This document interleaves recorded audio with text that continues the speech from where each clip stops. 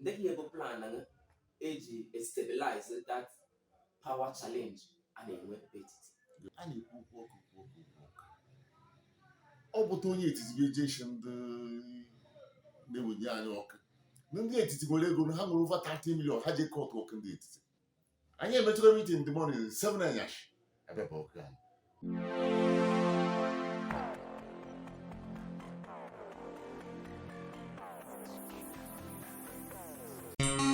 Yeah, it's the gospel here.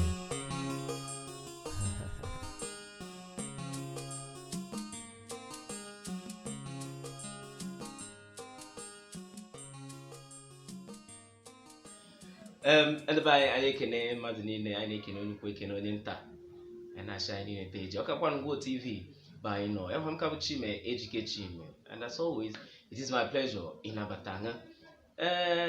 Program anyị nọ n'ọnya bụ Chat with Vaspo, nke anyị nọ bịa kpaa nkata ka ụmụ nwanne gwa onwe anyị nke bụ eziokwu, and tano anyị na nwanne anyị nwoke bịara ka anyị tukwu ike enyi discuss okwu akpụ n'ọnụ, which is election etiti Ngwo and other things gbasara etiti and gbasara Ngwo. Anyị na-asị na patoche ngadan tukwuze ka anyị kpanye ma bụ nkata afụnuwo maka na anyị ka nọ.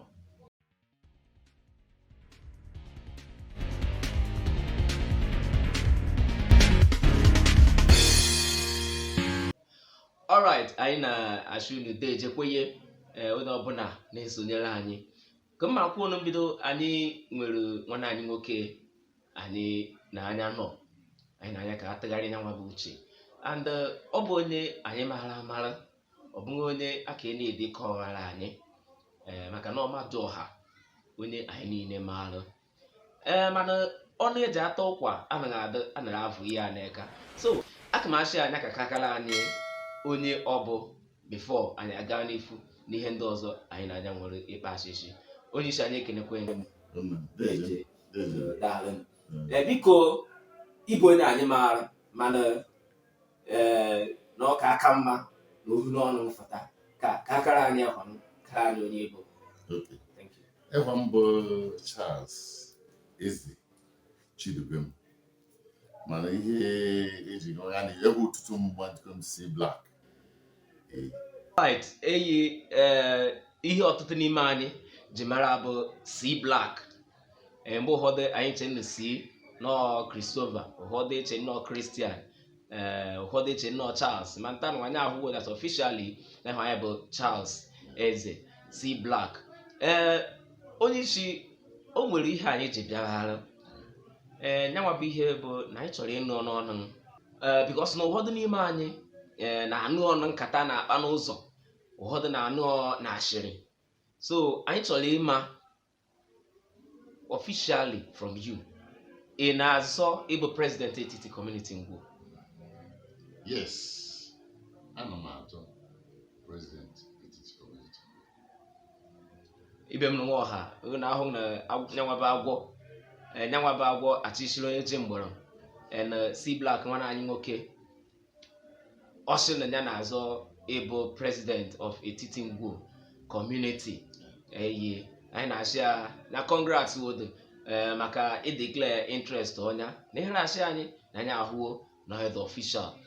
Anyị na-asị na nwanne anyị nwoke daalụ. Biko na nwa nkenke oge ka gwa ka anyị ihe ji feel oru na ọgụ bụ the best candidate for that position.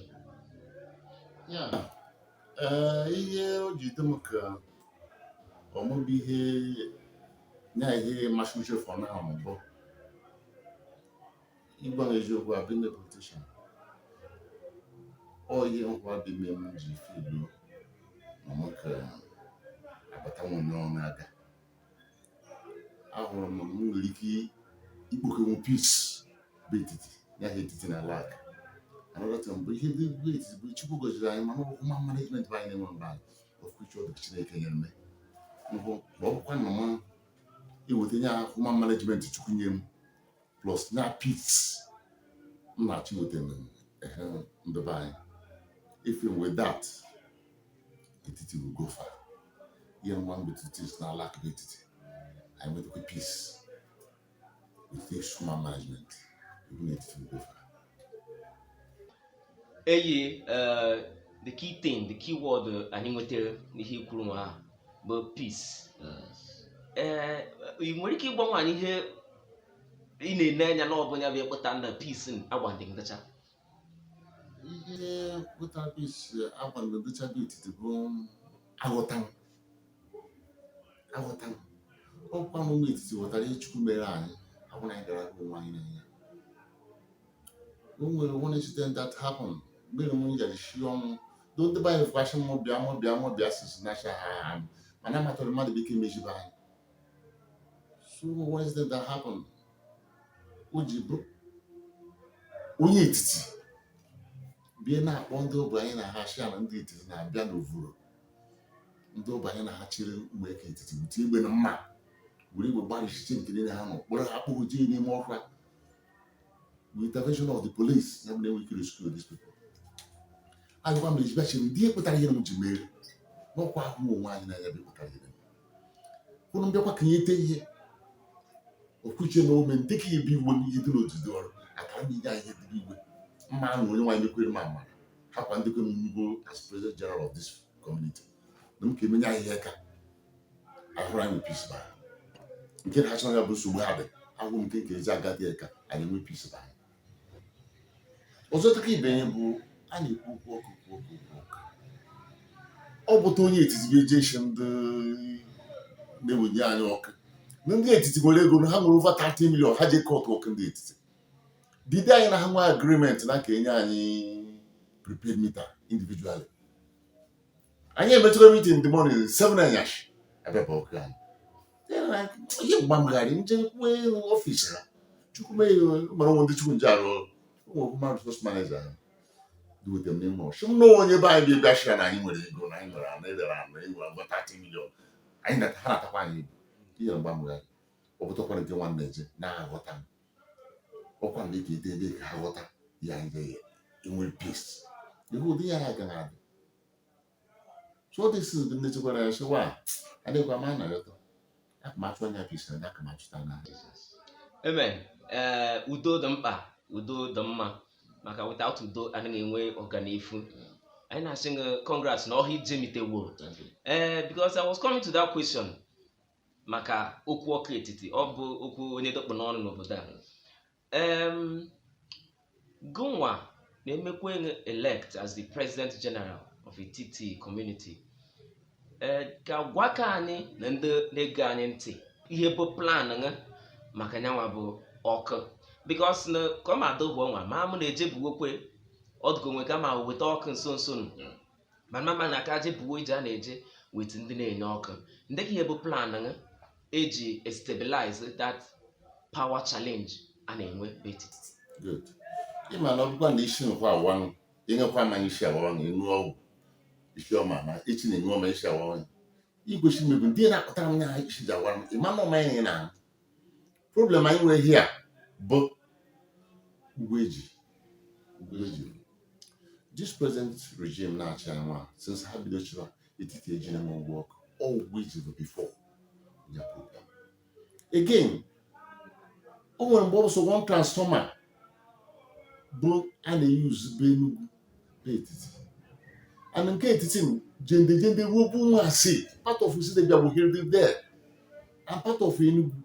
So mgbe ọ bụ na ọjọọ ọsọ ndị ọbịakwa eje tibichie gwa ya mmanwụ dịka a na-akwụ ụgwọ niile soro ụgwọ ndị reparagra anyị ji na oke ụmụ asị emewo transformer nke ama ebe emewo okoji emewo ama ịchara emewo ma ha niile bụ vunus ga transformer bụ ha niile dị ọkụ ụgwọ iso n'ihe edegara anyị plus mgbe anyị bịachi na-atịnyere anyị mita n'ime transformer anyị na-ama nke a mara use dropkwa na ihe na ọma agbagode mita na ihe arụ ụgwọ a na-enye mgbe ọgbakwa na-enye anyị dịkwa 9,000 naira anyị nwee ike ịta 3,000 4,000 kwụọ mgbe ọm so ihe ụgwọ na-edukwa abapịa ka dị ụgwọ gbanwete ka ọ mara atụ anyị ọrụ mana onye nwaanyị ma mbara anya maka otu ma gwa n'onwe onye mma ha kpara about ha sị na ha ka enye anyị kwụkwa some percentage of the money anyị kwụkwa atinyere anyị ọkụ anyị ejekwa ya kwụọ anaghị ebewu n'anya ịkwụnye ya ego ndị ekpere ndị basha onye ọbụla na-eme na nke enye ezite ntegharị anyị anyị ha ndị fuworo that ba anyị biga transformer anyị gara inwe ne ụmụ ihe na anyị na-eme na anyị ka continue akwụkwọ ọkwa na-enye prepaid dị gị ọkwa na igoro 1000 naira ha eweta ka 15 naira or 16 naira mgbe anyị emekwe 5 years okwu ọkụ na abụ ihe asọ so ndị ka anyị metere nwa adị akwụ ya nwụghị nwa ọgwụ ha ji metere anyị ọkụ so dị ọka anyị na-afụkwa ya ma heavy and prepared meter in fact eje okwu prepared meter kama na anyị nwere the idea national ego mita ọmụ karịrị and the federal government has from January to ofu ego dị n'odu n'olu mita so ndị dị in charge of the ọkụchi anyị na ọkụkwa aka ọrụ na anyị nwere ndidi ka ahụ afọ mkpọgwere ka gọọmenti January ka anyị butere anyị the mita so ndị anyị nwere ndidi ịchọkwa igote gị 1000 che nwụcha abụchọ niile ịmụcha anyị nwụ okwu akpọrọ na-abụ ihe ha nyatara ịchọkwa ihe imebi ka mara eme imere ọ gara ebe Chineke eje gbanụ ọkụ Chineke asa agbaghị ịhụrụ ya ihe na-achọ anya ya yọta so plan mbụ n'ugwu nke asị iji anyị ka eso ndị ahụ nọ anyị nwere ya prepared meter na anya na-achị na ebe ọka anyị nọ n'ebe ọka anyị na-egbe efu n'uche alright anyị anụwo na ego nwere nchekwube anaghị egbu anyị na-achị na Chineke ka enyere aka akanyanwa bụ challenge ọkụ ka ọ bụrụ ihe take care of anyị na-ekpe ihe na-ekpere ka ndị na-eje ije enye ka ha succeed onye isi ihe ọzọ bụkwa ya okwu anyị na-agha imete ọnụ ka anyị na-aṅa ma hụwota maka na irigokwa elu ọjị ịkpa nkụ ka ike ha maka na ịmaghị mgbe ọzọ ike harịkwa ya anyị ma na the build up to the election na unu ya na-adị busy ọnwụ so anyị amaghị mgbe ọzọ anyị na nke ahụ mana nyanwa bụ okwu bụ okwu ofuru anyị bụ ndụ na anọ nke eji akpa asịsị nkata anụ ka ana m akpa asịsị nkata na ihe a na-ekwu isi anyị notisi na so ihe anyị na-anụ bụ nrekwe nke m maọbụ na onye nwere okwe nke enye maọbụ na ndụ nwere okwe na ha eke ego maọbụ na nke ndụ ya nọkwa 6 million nke ndụ ya nọkwa 5 million so ihe anyị mere observe bụ na ndị na-achọ ire anụ ofuru ha ka in number karịa ndị na-achọ ije mee invest nri maọbụ ije mee establish presence etiti ngwo ndị ka ihe kpatara ya bụ 1 then number 2 ndị your plan na ọ bụ na ebu president imeke sure na erehuche ha anam because na o nwere ndị erehuchewuru nke ha and ọ naghị aghatakwa ya so ndị your plan imeke sure na ụmụaka be anyị na erehu isi nyanwa be anyị gbahịrị aka o nwere ike eresite nye ndị mba na anyị ara agba na anyị eso nọrọ Enugu South. Then number 3 ndị plan as the president ime establish presence etiti officially in and I plan something like a civic center, like a town hall or about the with the on the asị na ọnwụ bụkwa ọnụ ube ekirika na ovuru maọbụ na ọnwụ bụ ọnụ ego na ovuru maọbụ na ọnwụ bụ ụlọ ma etiti na ovuru maọbụ ụlọ ụka ndị plan na nyanwa bụ ovuru ọnụ. Thank you so much. Okwu akpọrọ ọnụ okwu ovuru aka m akọwa ọyị because ndị bụ the land committee chairman now so aka m akọwa anya ihe ovuru ọyị. The first question bụ amara erehu ya bụ erere ihe mere na ọnwa bụ ugbe karịrị aba anyị poverty karịrị aba anyị etiti dịka flower gome house anyị niile ha ọ fụkara ihe bụ onye na-enyere nwa na-enye aka mana ihe mere aslan committee chairman ya bụ eji nwaanyị follow up ndị na-ere nke ya nnukwu nwa onye nwere ejekwu mechia ndị gịnị ka aka meme ire hụrụ bọọlụ ọzọ a nọrọ alata ndị ka aka meme ahụ m sọnji nke ha arụ onye gote tankami na-ere mmiri onwe nwa bụ mmadụ atọ jewuru obodo oyibo tụrụ ihe ofuru so ka ihe ka na-aga maka nwere egwu ga-ewere ya eme ihe iberibe. Your second question bụ o nwere ka a na-akwado iru something. Yes, o nwere ka this present regime ma arụ ebido nwere iru civic center the emechori foundation ebido jụrụ ya civic center aka arụ arịchọrọ again ndị Igbo clan aka enye ihe ka ha ka headquarters Igoshin President Sungbo in Busa local government. So so with this and the other things I came with educated development. Again, I know what also even one banana moto Ibarato, not about American. So I know I could not do this him do now. It's like time you couldn't character. Me on me upon a can you so what come anyway, mamma. We will not continue that road. After the first night came, after you do Barakomoto Kado, if you don't have to be Mother Sang Divu, so that's question 2. Okay, talk. Well, the first answer in the Odom could take care of the first and second question. The last one is now. Now has taken care of the third question. Then in addition to those ones in Jong, politically, with Ovolo being belonging to Etiti Ngwo, it automatically translates to Etiti being stakeholders in Enugu South local government. So, there, your plan politically, ima, n'ọbụkwa the councillor, n'ọka erute etiti aka, na nyanwa bụ Enugu South. Ọbụkwa the ịzọba chairmanship, because na etiti enwewo the right politically ịfụta si na bụ citizen maọbụ nya bụ onye Enugu South local government. O nwere plans ị nwere maka the political concerns etiti na nyanwa bụ Enugu South. Good.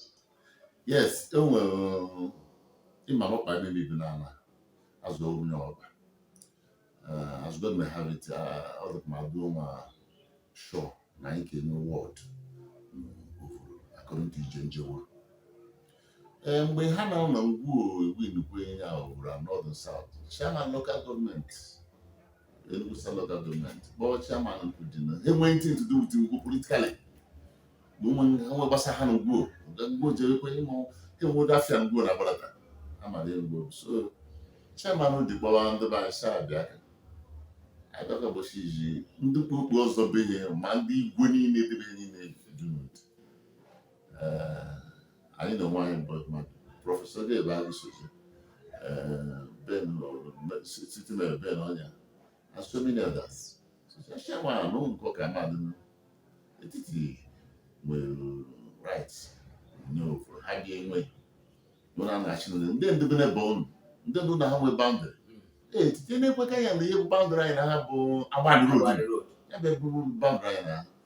But the mode to nine and a banana before. I my what we go to go to more. I can't find a camera. So when you put a commercial of the maybe banana, only a kind of castle. Commendable, and thank you for your efforts so far. Then anyị takwa ya eji mgbe anyị ji nwayọ achịkọta ịmawo na ngwuo ọnọdụ ka mgbe ụfọdụ ka asị na ngwuo enweghị nwanne, enwere agbaja ebe, enwere ochie, enwere nkana, enwere ojegbo ogene na ndị ọgbakọ isi siri anyị isi ọkwa ngwuo na mana abịakwakwa n'ime ngwuo be anyị ọ dịka anyị agbakwa ya na ka ị mara kwu nwa. So na ajụnga ndịka ihe iche n'ọnya bụ kpatara 1 then ndị ihe iche na-eji mekwe ngwuo niile ejikọta aka ọnụ bụrụ na then politically ngwa ha bụrụ force, traditionally and culturally ngwa ha bụrụ force. Ha na-ekwukwa okwu onwe sound onwe weight. So ndị ihe iche n'onye kpatara ngwuo ji agbasasịa. Number 2, ndị ihe feel na-eji mekwe na-nwapụ ihe abụrụ ihe take care of. Ajụjụ amaka. Ngwuo na-agba n'ana bụ mgbe ọmọbịa ahụ ngwuo agbakawo ọnụ na mgbe na-agba n'ana agawo laka tudu na nke ndị ugwu klan ntụ nkwu klan na-abịawa ma chi chukwu nyere ha uche ha bido kpokọwe ngwuo chi na anyị na-eme n'ana mana nkwari bank ti mo ko ne ya ka ya tu ke tu onye n'ọnụ ike mana ha ya chewa ha chere ndị ụlọ ka akpere ha ka agbata o nwere nwanne anyị nwoke achọrọ ịnara ụlọ ọrụ n'Enugu achọrọ m ndị ugbo klan a nachara ụlọ elu ọrụ ndị ugbo klan jekwa gọvanọ shawa ọka mgbe obodo part of Enugu gọvanọ bụ maka ndị ugbo klan ada place ugbo klan shi ndị ụbara mkpagha lakwa ndị ụbọchị bene nwe problem ndị ugbo klan na-agbakwụrụ dịka nke anyị bụ nkọtụ ha bịacha nwekwe ka ụmụ ndị anyị ka oge anyị na-ejikọ na anyị na-ebu nwanne nwoke ka ama na nwanne ha na-agharị so mgbe ọmụ gbana na ọma anya na-agbara anya like I told you mgbe anyị nwere ndị ugwu Enugu South ndị kachi na anyị na ha nwee tin politikali onwe gbasa anyị na nsụsa onwe gbasa anyị na ha nọ Enugu South anyị tikere ndị ugwu oyibo achịa naka kwudere ya dị nyere anyị ekele ndị dịka ka abịakwu ndị kara ha waa na ngwa obi enwe nka ndị Chineke shi na ọ dị n'Enugu South na na-ewefu ọ Chukwu bi ekele so ihu politikal ngwa ejikọ onwe ọrụ ha bụ mistake ha mere and ha ejikọ onwe ihe bụ the other day nwere ihe mere n'isi obodo general si na-ejikwa nọkwara ọrụ be anyị ikiri ihe si ha bịa nụ dara n'ihe ọnọrọ kumanda ndekwe ikwu na mgbagote bụ anyị na-agbagote nwe nke ọ dị adị mma ka anyị culturally iwu at a point na ya bụ Enugu n'etiti amaziri ugwu ha niile anya na-emekọ ma ma odo ya dịkwa anyị ọbịa ndị mgbe dị iche so ugbu na anyị unite more and more ha na-ejikọta onwe ọnụ and that's very commendable. Anyị na-ekene Ngwo Clan General Assembly na mbọ ha na-agba and everybody nọkwa agba mbọ n'ijikọta ngwuo ọnụ anyị na-ekene Chineke ka reward every effort onye ọbụla nụkwa eme then ndị ọ bụkwa ndị obodo adịghị mma buru nwa dibe ndị na-ewetara anyị ntị ise na nkewe anyị na-achị ha na time nke ha na ọgakwa na ngwuo etetewo and ngwuo will march forward. Finally nwanne anyị nwoke Charles C. Black maka nwa abịa nna ka afọ m ọsịsọ n'ọnụ anyị chọrọ inye 60 seconds gwawodo ndị etiti ihe ha ji vote olu m as their president because na ịma na ọ bụ sọ gana be na-azụ nyanwa bụ ihe and anyị na ndị ọzọ ka akpakwa ya disem nkata ndị ọzọ gana ha na-azọ nyanwa bụ ihe so anyị chọrọ in a minute gwa aka n'etiti ihe ha ji kwesịrị ivote olu etiti mara na-ekene m nke ugboro na ihe m na-ekpere unu kakwa ndị ndụ nya PG bụ ọ bụ nsọ ovuruba akachi ejibe anya na machi n'aka ihe akara na-ejikarị akara ụzọ ihe ime mmasị ikwochie niile bụ ịma ụbọchị ọma ụbọchị anyị ka eme debate nkwechekwa ihe ọma ama na m agba iso akara m onye ọmịọ dịka ka o nwere ihe ndị ochiri okwe ụbọchị ọmụ na ahụ ya ndị ochie nji akwado nya ya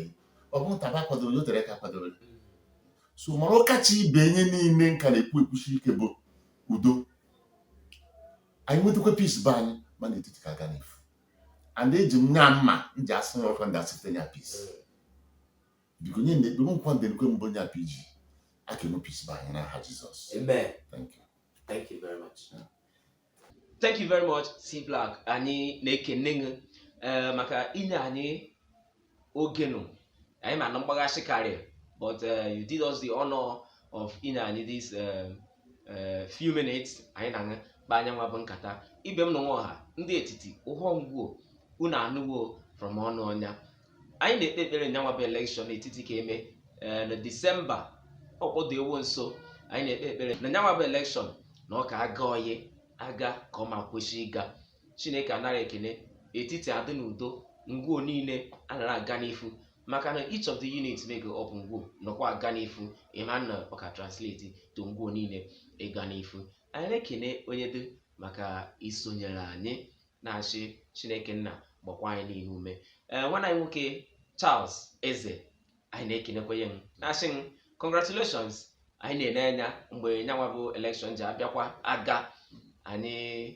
ka abịakwa ya anyị na akpa whether anyị winere iwin anyị na nka akpa nkata gwa anyị ka nyanwa bụ ihe mara dị ọsị nya ka ewin we pray that the will of God happens and the choice of the people na ọka other represented na nyanwa bụ election. Thank you very much, sir.